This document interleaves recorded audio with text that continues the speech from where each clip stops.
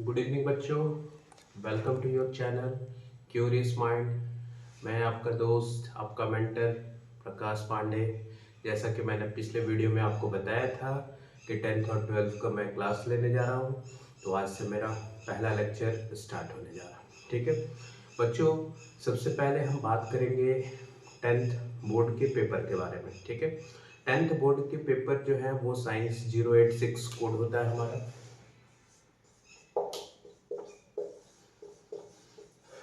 ठीक है, अब ये कंबाइंड पेपर होता है जिसमें आपका फिजिक्स भी रहेगा, केमिस्ट्री भी रहेगा और बायो भी रहेगा। ठीक है, फिजिक्स के बारे में मेनली हम लोग डिस्कस करेंगे।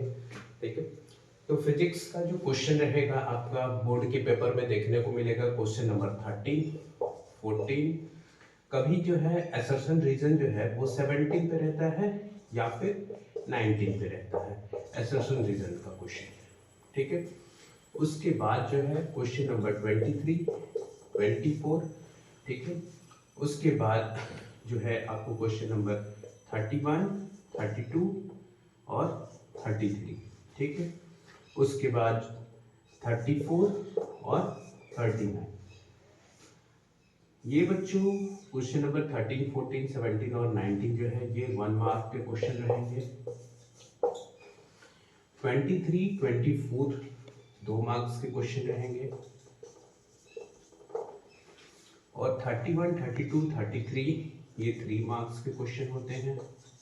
34 5 मार्क्स का क्वेश्चन होगा। 39 जो है वो 4 मार्क्स का क्वेश्चन होगा। ठीक है, तो ये आपके फिजिक्स के क्वेश्चन बोर्ड के पेपर में देखने को मिलेंगे। क्वेश्चन नंबर 13, 14, 23, 24, 31, 32, 33, 34 और 39। ठीक है, तो ये आपके क्वेश्चन नंबर बोर्ड के पेपर में फिजिक्स के होंगे। बच्चों कुछ जो 5 मार्क्स का क्वेश्चन होता है ये जनरली जो है वो लाइट चैप्टर से पूछा जाएगा। ठीक है, ये ज़्यादातर लाइट चैप्टर का क्वेश्चन रहेगा। ठीक है, जैसा कि मैंने प्रीवियस ईयर बोर्ड से पहले एक पेपर सेट किया था, उस पेपर में हमने जितने भी क्वेश्चन बनाए थे मोर देन 70% क्वेश्चन मैच किए थे उससे। इस बार भी मैं बोर्ड से लगभग साइंस के एग्ज़ाम से 1 वीक पहले मैं एक पेपर सेट करूंगा और उसको मैं अपने टेलीग्राम चैनल पर डालूंगा, जो कि मोर देन 60-70% क्वेश्चन मैच करेंगे। ठीक है, ओके, तो स्टार्ट करते हैं बच्चों। अभी हम वही टॉपिक का बात करेंगे, वही चैप्टर्स का बात करेंगे जहां से क्वेश्चन उठकर बोर्ड में आएगा। ठीक, वही चैप्टर का हम डिस्कशन करेंगे क्योंकि हमारे पास उतना टाइम नहीं है कि हम पूरे चैप्टर को कवर कर सकें। ठीक है, तो स्टार्ट करते हैं हम लोग लाइट चैप्टर से। लाइट बहुत ही इंपॉर्टेंट चैप्टर है, इससे ज़्यादा मार्क्स का क्वेश्चन आता है बोर्ड में। ठीक है बच्चों, तो क्वेश्चन पेपर का हमने डिस्कशन कर लिया कि कौन कौन से नंबर क्वेश्चन नंबर पे आएंगे। फिर से एक बार बता दे रहे हैं, 13, 14, 17 या 19 पे आपको असर्शन रीजन देखने को मिलेगा। 23, 24 2 मार्क्स के क्वेश्चन हो जाएंगे। फिर 31, 32, 33 3 मार्क्स के क्वेश्चन हो जाएंगे। क्वेश्चन नंबर 34 जो है वो 5 मार्क्स का होगा और 39 जो है वो 4 मार्क्स का होगा। बच्चों हम लोग आज स्टार्ट करेंगे लाइट चैप्टर।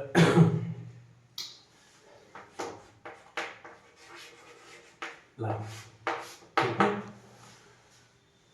देखिए बच्चों, अभी हमारे पास टाइम कम है, इसलिए हम वही टॉपिक का डिस्कशन करेंगे जो बोर्ड पॉइंट ऑफ व्यू से इंपॉर्टेंट हो। ठीक है, या फिर जिस टॉपिक से बोर्ड में क्वेश्चन पूछे जाते हों।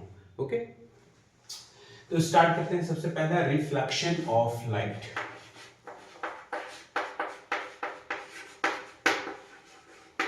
Reflection of light. Sharma ji ध्यान इधर रहना चाहिए, आपका ध्यान नहीं भटकना चाहिए। ठीक है, तो देखिए बच्चों, reflection of light.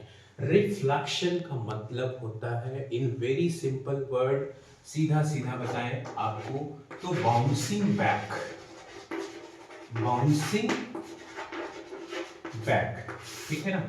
Bouncing reflection का वेरी सिंपल लैंग्वेज और very simple words we can say reflection means bouncing back.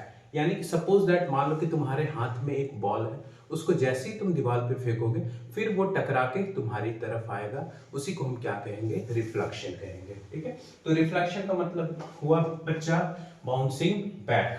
ठीक है, देखिए रिफ्लेक्शन, सपोज दैट मान लो कि हमारे पास यहाँ एक प्लेन मिरर है,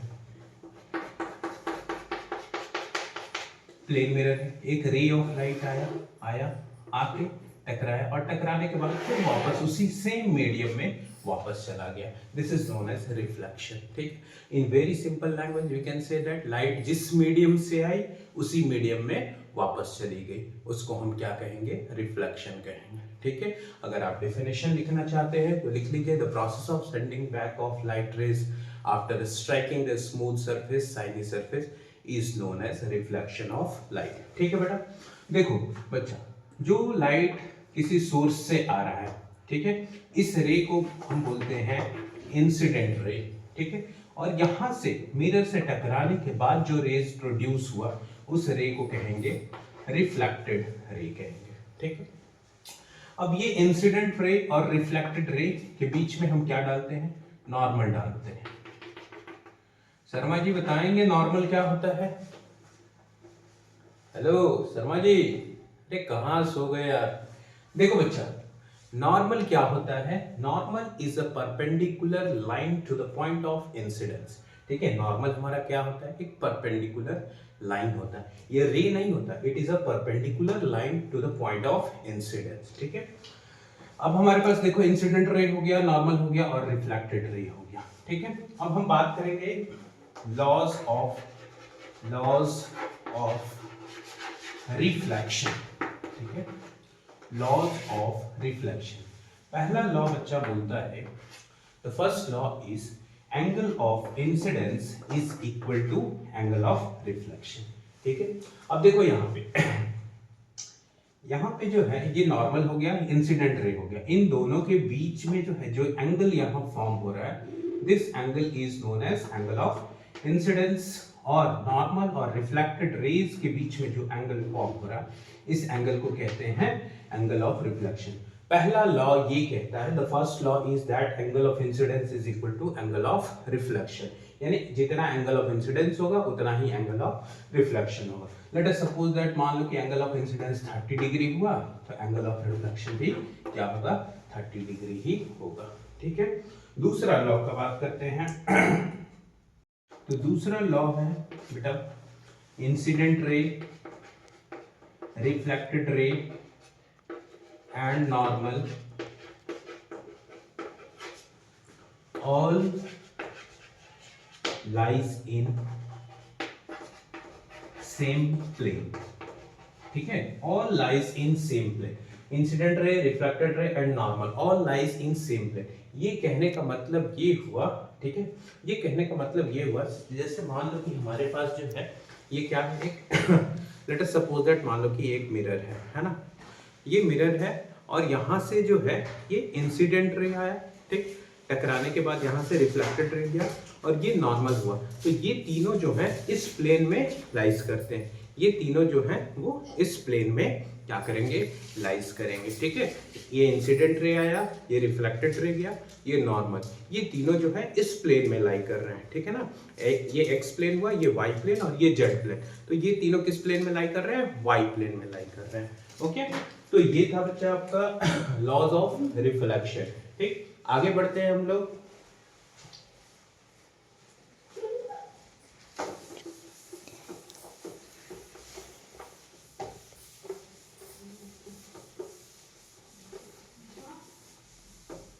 अब देखिए बात करेंगे types of mirror, types of mirror. देखो यहाँ दो टाइप के मिरर होते हैं, पहला होता है प्लेन मिरर और दूसरा होता है स्फेरिकल मिरर। स्फेरिकल मिरर, ठीक है, प्लेन मिरर और स्फेरिकल मिरर। प्लेन मिरर से क्वेश्चन ज्यादा नहीं पूछे जाते, ज्यादा पूछे जाएंगे आपका किस मिरर से, स्फेरिकल मिरर से क्वेश्चन पूछे जाएंगे। ठीक है, तो स्फेरिकल मिरर जो है वो दो तरह के होते हैं। ठीक, एक होता है कॉन्केव मिरर और दूसरा होता है कॉन्वेक्स मिरर, ठीक है। एक हुआ कॉनकेव मिरर और दूसरा हुआ कनकेव मिरर। कॉनकेव, कॉनकेव, ये कॉनकेव हुआ जिसका स्ट्रक्चर जो है वो किसके तरह हो, केव की तरह हो, ठीक है। तो ये हमारा कॉनकेव मिरर हुआ। या फिर हम कह सकते हैं जिसका इंटरनल पार्ट जो है, इंटरनल पार्ट जो है वो क्या होगा, रिफ्लेक्टिंग पार्ट होगा, और बाहर वाला पार्ट जो है वो क्या होगा, पॉलिश्ड पार्ट होगा, ठीक है। जैसे मान लो कि हम यहाँ पे बना दें फिर से,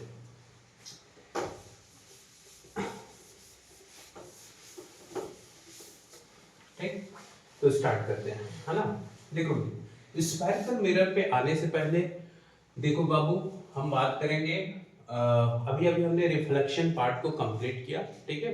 लॉज ऑफ रिफ्लेक्शन देखा, तो उस पे आपका competency based question, competency based question यानी सीबीक्यू क्या हो सकता है उससे।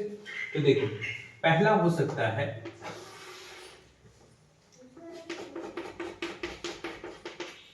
ये पहला क्वेश्चन है, ठीक है। कॉम्पिटेंसी बेस्ड क्वेश्चन की बात करेंगे। ये इंसिडेंट रे हुआ, ये रिफ्लेक्टेड रे हुआ, ठीक है। इंसिडेंट रे, रिफ्लेक्टेड रे, ये हमारा क्या हो गया, नॉर्मल हो गया, ठीक है। ये एंगल ऑफ इंसिडेंस होता है, ये एंगल ऑफ रिफ्लेक्शन हो गया, ठीक है। लेट अस सपोज दैट हमारे पास क्वेश्चन है कि ये एंगल गिवन है, this angle is 30 degree, and question दे दिया we have to find the angle of incidence and angle of reflection. क्या होगा, खुद से ट्राई कीजिए जल्दी। शर्मा जी बताओ यार, आंसर तुम्हारा पहले आना चाहिए, स्पेशल हो।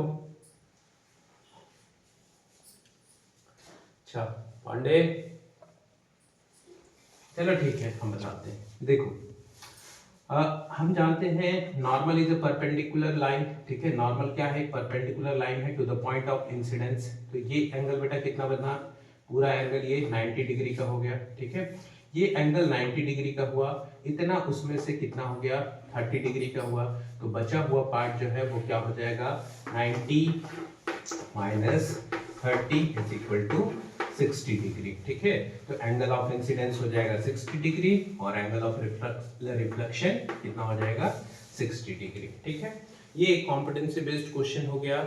और दूसरा कॉम्पिटेंसी बेस्ड क्वेश्चन जो कि आपका ये रिफ्लेक्शन से आने का प्रोबेबिलिटी है वो क्या होगा। सपोज दैट मान लो कि हमारे पास ये दे दिया प्लेन मिरर, और इस पे जो है वो एक इंसिडेंट रे नॉर्मली इंसिडेंस किया, ठीक है। ये इंसिडेंट रे हो गया। अब हमें जो है वो बताना है angle of incidence and angle of reflection, ठीक है। चलिए बच्चों बताइए जल्दी जल्दी से बताइए क्या होगा। ये एक नॉर्मल इंसिडेंट रे है, हमें बताना angle of incidence and angle of reflection.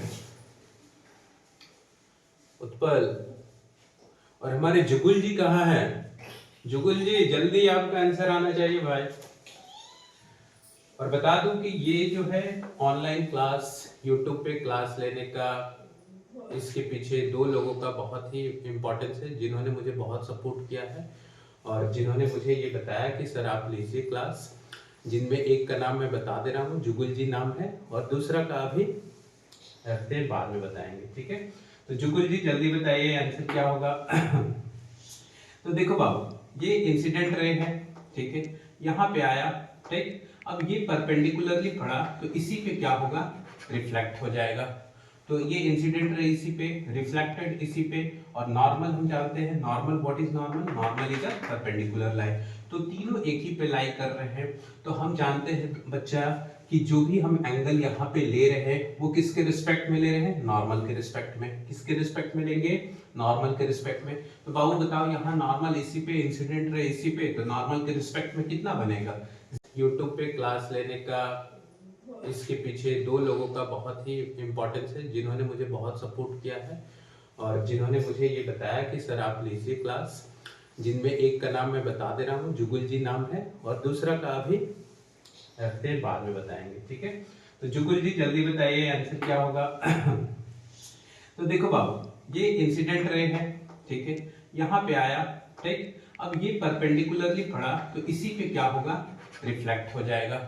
तो ये इंसिडेंट रे इसी पे, रिफ्लेक्टेड इसी पे, और नॉर्मल हम जानते हैं, normal what is normal, normal is a perpendicular line. तो तीनों एक ही पे लाई कर रहे हैं। तो हम जानते हैं बच्चा कि जो भी हम एंगल यहाँ पे ले रहे हैं वो किसके रिस्पेक्ट में ले रहे हैं, नॉर्मल के रिस्पेक्ट में। किसके रिस्पेक्ट में लेंगे, नॉर्मल के रिस्पेक्ट में।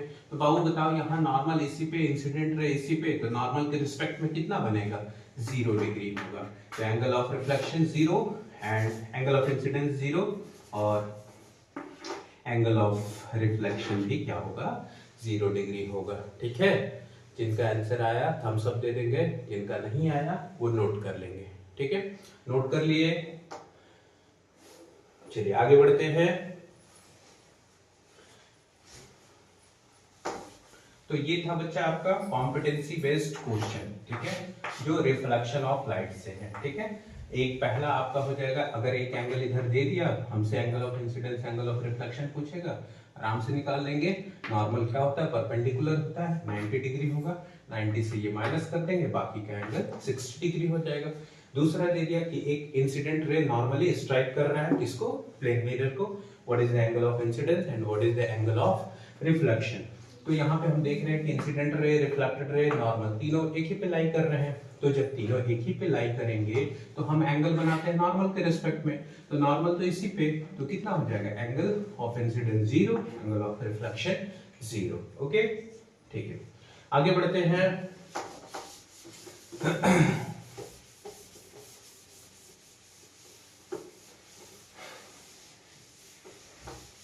अब बात करेंगे हम लोग स्फेरिकल मिरर का। ठीक है, स्फेरिकल मिरर का। ठीक है, स्फेरिकल मिरर दो तरह का, पहला कॉनकेव मिरर, कॉनकेव मिरर। ठीक है, ये हमारा हो गया कॉनकेव मिरर। ठीक, देखिए कॉनकेव मिरर में कॉनकेव, केव लाइक स्ट्रक्चर होता है, और जो केव लाइक स्ट्रक्चर होता है उसका जो है, जो इंटरनल पार्ट होगा वही क्या होगा, रिफ्लेक्टिंग पार्ट होगा, और बाहर वाला जो है वो पॉलिश सरफेस होगा। ये बाहर वाला पॉलिश सरफेस और अंदर रिफ्लेक्टिंग पार्ट होगा। ठीक है, ये हो गया कॉनकेव मिरर। कॉनकेव मिरर, देखो बाबू, नाम है स्फेरिकल मिरर, तो ये जरूर जो मिरर जो है वो क्या है, एक स्फेरिकल ग्लास का पार्ट है। ये क्या है, स्फेरिकल ग्लास का पार्ट है, जिसको कि यहाँ से हमने कट किया और ये हमारा बन गया कॉनकेव मिरर, जिसको कि बाहर से पॉलिश किए और अंदर वाला क्या होगा, रिफ्लेक्टिंग पार्ट होगा। ठीक है,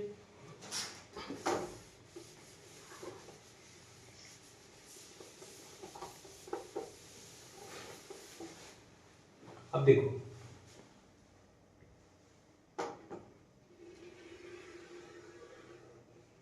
जुगल जी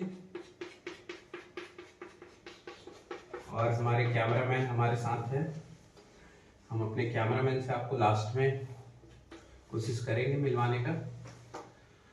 तो ये बेटा हो गया आपका कॉनकेव मिरर। कॉनकेव मिरर में अंदर वाला पार्ट रिफ्लेक्टिंग पार्ट होता है, and this concave mirror is the part of spherical glass, एक स्फेरिकल ग्लास का पार्ट है। तो इसका क्या होगा बेटा, एक सेंटर होगा। क्या होगा, एक सेंटर होगा। अब इस सेंटर से एक लाइन पास करेगा। ठीक है, ये एक सेंटर से एक लाइन पास करेगा जो कि मिरर को जाके एकदम बीचों बीच स्ट्राइक करेगा। This line is known as principal axis. इस लाइन को बेटा हम क्या कहते हैं, प्रिंसिपल एक्सिस। और ये जहां पे मिरर को स्ट्राइक करेगा उस पॉइंट को हम कहते हैं पोल ऑफ मिरर। ठीक है, अब पोल और सेंटर ऑफ कर्वेचर के बीच के मिड पॉइंट को हम क्या कहते हैं, फोकस कहते हैं। ठीक है, पोल और सेंटर ऑफ कर्वेचर के बीच के मिड पॉइंट को हम लोग क्या कहते हैं, फोकस कहते हैं। ठीक है, अब देखो बेटा, यहां से सेंटर ऑफ कर्वेचर से लेके पोल तक के डिस्टेंस को, अगर मान लो कि ये एक स्फीयर हो गया, ये सेंटर है, इसको हम लोग क्या कहेंगे, ये क्या है, रेडियस है। ठीक है, तो ये क्या हो गया आपका, रेडियस ऑफ कर्वेचर, ठीक है ना, रेडियस ऑफ कर्वेचर, और फोकस से पोल तक के डिस्टेंस को हम लोग कहते हैं फोकल लेंथ, ठीक है। अब बाबू देखो, सबको एक बार हम डिफाइन कर दिए, ये पोल हो गया, ठीक, ये लाइन जो है प्रिंसिपल एक्सिस हो गया, ये सेंटर ऑफ कर्वेचर हो गया, ये फोकस हो गया, फोकस से पोल तक के डिस्टेंस को फोकल लेंथ कहते हैं, सेंटर ऑफ कर्वेचर से लेके पोल तक के डिस्टेंस को रेडियस ऑफ कर्वेचर कहते हैं, ठीक है। अब इसमें एक इंपॉर्टेंट पार्ट और है, ये इंपॉर्टेंट पार्ट देखिए, ये जितना आपका रिफ्लेक्टिंग पार्ट है ना, मिरर का रिफ्लेक्टिंग पार्ट, इसको हम क्या कहते हैं, अपर्चर, अपर्चर, ठीक है। कभी कभी इससे आपका एक मार्क्स का क्वेश्चन कभी कभी पूछ देता है कि डिफाइन फोकस या डिफाइन सेंटर ऑफ कर्वेचर या डिफाइन फोकल लेंथ, कोई एक मार्क्स में अगर पूछा तो पूछा, नहीं तो ऐसा कोई इंपॉर्टेंस नहीं है, लेकिन हमें जानना पड़ेगा क्योंकि इसका आगे यूज है जब हम न्यूमेरिकल क्वेश्चन बनाएंगे तो, ठीक है। तो ये पार्ट्स हो गए किसके, कनकेव मिरर के, ठीक। कनकेव मिरर का जो नेचर होता है वो कन्वर्जिंग होता है।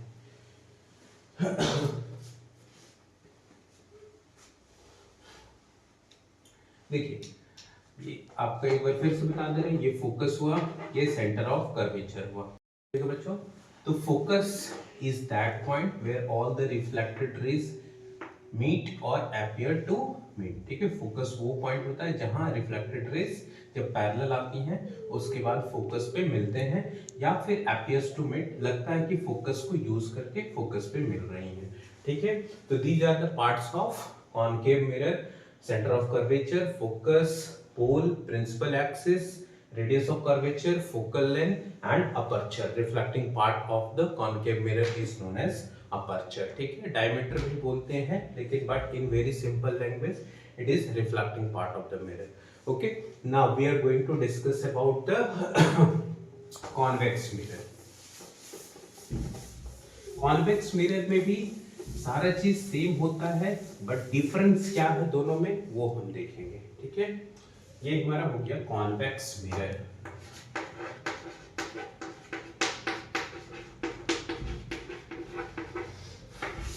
कॉन्वेक्स मिरर देखो, कनकेव में हमने क्या देखा था, कनकेव में देखा था कि इंटरनल वाला पार्ट जो है वो क्या होता है, रिफ्लेक्टिंग पार्ट होता है। यहाँ पे एक्सटर्नल पार्ट जो है वो क्या होगा, रिफ्लेक्टिंग होगा, ठीक है। तो ये हमारा हो गया कॉन्वेक्स मिरर, ठीक है। अब इसका अंदर वाला पार्ट जो है वो क्या होता है, पॉलिश्ड होता है, ठीक है, और बाहर वाला पार्ट जो है वो रिफ्लेक्टिंग पार्ट होता है, ठीक है। अंदर वाला पार्ट क्या होगा शर्मा, अंदर वाला पार्ट पॉलिश्ड होगा, बाहर वाला रिफ्लेक्टिंग होगा, ठीक है। अब देखो बाप, ये कॉन्वेक्स मिरर का शेप ऐसा, यानी ये इस स्फीयर का पार्ट होगा, इस स्फीयर का पार्ट होगा। तो जब स्फीयर इधर बन रहा है तो इसका सेंटर किधर होगा, इधर ही ना होगा। हाँ शर्मा बोलो बाबू, सो मत जाओ, तुम्हारा तो सोने का बहुत पुराना बीमारी है, हमको पता है, ठीक है उत्पल, ठीक। चलिए तो देखते हैं, ये इधर स्फीयर बन रहा है तो इधर स्फीयर बन रहा है, तो इसका सेंटर कहाँ होगा, इधर होगा, ये सेंटर हो गया। अब ये पोल हो गया, ठीक है, ये प्रिंसिपल एक्सिस हो गया, और पोल और सेंटर ऑफ कर्वेचर के मिड पॉइंट को हम क्या कहेंगे, फोकस कहेंगे, ठीक है। अब ये कॉन्वेक्स मिरर का centre of curvature right side होगा, फोकस किधर होगा, राइट साइड होगा, और कनकेव मिरर में किधर था, फोकस इधर था, सेंटर ऑफ कर्वेचर इधर था, ठीक है। ओके, बस इतना ही डिफरेंस होता है, ज्यादा कुछ डिफरेंस नहीं होता। फिर से एक बार बता दे रहे हैं, कनकेव मिरर में जो है वो आपका इंटरनल पार्ट रिफ्लेक्टिंग पार्ट होता है, कॉन्वेक्स में एक्सटर्नल पार्ट रिफ्लेक्टिंग पार्ट होता है, बाकी सारा सेम रहता है, बस फोकस और centre of curvature right side चला जाता है, उसमें लेफ्ट साइड आ जाता है, ठीक है। Okay, now the most important thing is rules for obtaining रे डायग्राम। अगर आप लेंस का और मिरर का रे डायग्राम कर लिए, समझ लो कि लाइट से एक क्वेश्चन नहीं छूटेगा, ये प्रकाश पांडे का वादा है आपसे। चलिए देखते हैं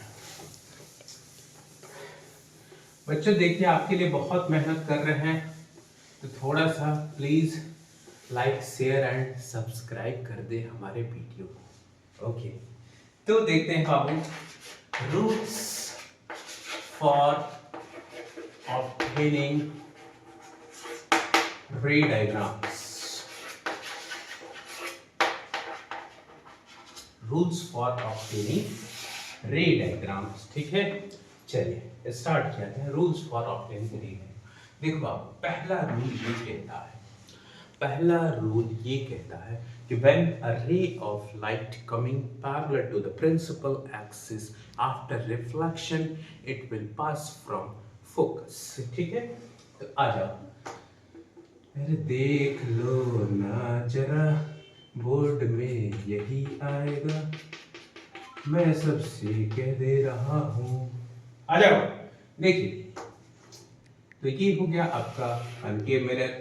पहला रूल ये कहता है कि when a ray of light, when a ray of light is parallel to principal axis, parallel to principal axis, principal axis के पैरेलल आ रहा है, चलो एक पैरेलल रेज ले ले, ये आपका पोल हो गया, ये फोकस हो गया, ये सेंटर ऑफ कर्वेचर हो गया। ठीक है, पहला रे पैरेलल आया आया आया आया, अरे बाबू सीधा बन जा बेटा, ये रेज।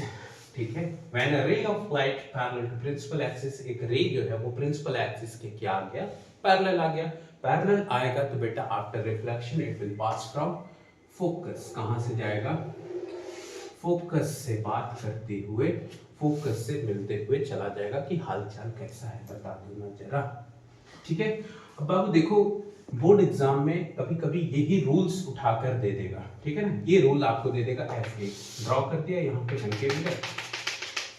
ठीक है, ड्रॉ करने के बाद ये आपका पोल हो गया, ये फोकस हो गया, ये सेंटर ऑफ, ये रे दे दिया आपको, सीधा बोलेगा कि draw it's reflected ray, reflected रे बनाइए और इस पे नॉर्मल डालिए, कि नॉर्मल कहाँ से आप डालेंगे।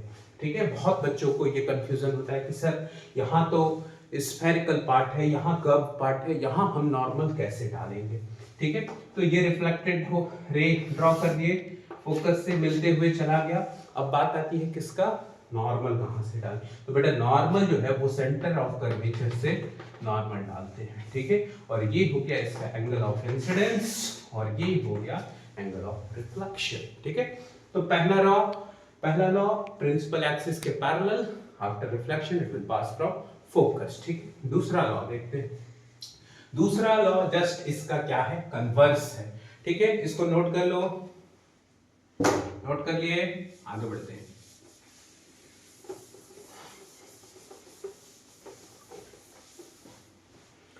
The second law,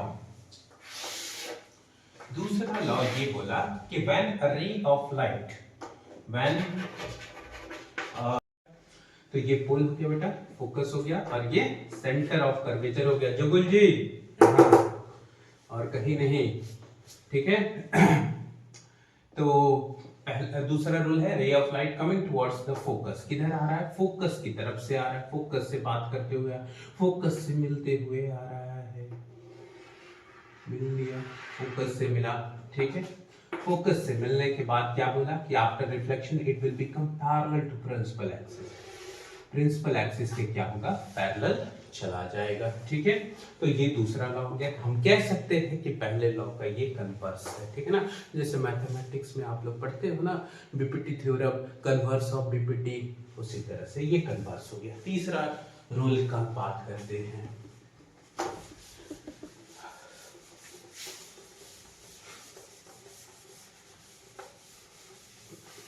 Sharma ji,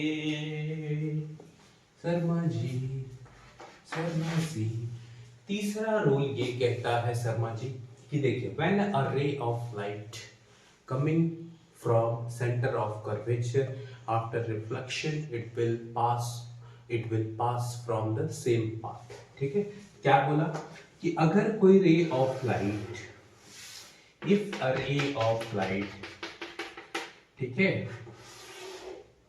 ये पोल हो गया, ये फोकस, ये centre of curvature, oh sorry, ये पोल हो गया, ये फोकस हो गया, और ये सेंटर ऑफ कर्वेचर हो गया। ठीक है, तो अगर कोई रे ऑफ लाइट कहाँ से आ रहा है, सेंटर ऑफ कर्वेचर से आ रहा है, गया गया गया, मिरर पे पड़ा, ठीक है, मिरर से रिफ्लेक्ट होने के बाद इसी पाथ पे क्या होगा, वो वापस चला जाएगा, इसी पाथ पे क्या होगा, वापस चला जाएगा, ठीक है। ये तीसरा रूल हुआ बेटा। और चौथा रूल जो है, फोर्थ रूल जो है, देखिए फोर्थ रूल,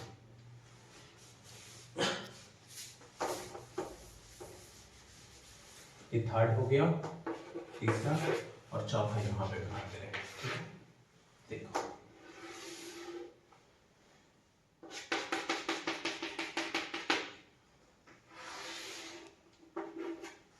गोल हो गया, फोकस हो गया, सेंटर ऑफ कर्वेचर हो गया, ठीक है। तीन रूल के बारे में बात कर लिए। चौथा रूल जो है वो क्या होगा, ray of light is incident to the pole, ठीक है, ray of light is incident to the pole. कहां पे पड़ेगा, पोल पे गिरेगा, ठीक है। पोल पे जितने डिग्री से गिरेगा उतने ही डिग्री से क्या हो जाएगा, रिफ्लेक्ट हो जाएगा, ठीक है। ये एंगल ऑफ इंसिडेंस हो गया, ये एंगल ऑफ रिफ्लेक्शन हो गया, ठीक है। तो these are the 4 rules which are very very very important, ठीक है। एक मार्क्स में रे डायग्राम के रूप में आपसे ये रूल पूछे जा सकते हैं, ठीक है। और सबसे इंपॉर्टेंट जो है ये वाला थर्ड नंबर जो है, वेरी वेरी इंपॉर्टेंट, ये इस बार के में भी बोर्ड के क्वेश्चन में पूछे जा सकते हैं, ठीक है। तो these are the 4 rules which will be helpful to obtain the ray diagram. जब हम रे डायग्राम बनाना स्टार्ट करेंगे कनकेव मिरर का और कॉन्वेक्स मिरर का, यही रूल्स का इस्तेमाल करेंगे, कोई भी 2 रूल्स का यूज करेंगे और वहां पे रे डायग्राम हम ड्रॉ करेंगे। तो तब तक आज बार यहीं तक रखते हैं, फिर हम लोग कल मिलेंगे। तब तक के लिए नमस्कार, सत श्री अकाल, आदाब, और प्लीज प्लीज प्लीज प्लीज आगे नहीं बोलेंगे, जुगल जी आप समझ रहे हैं हम क्या बोलना चाह रहे हैं। Please like, subscribe and share, ठीक है। ओके, तब तक के लिए धन्यवाद, कल फिर मिलते हैं, ठीक है। Okay, thank you.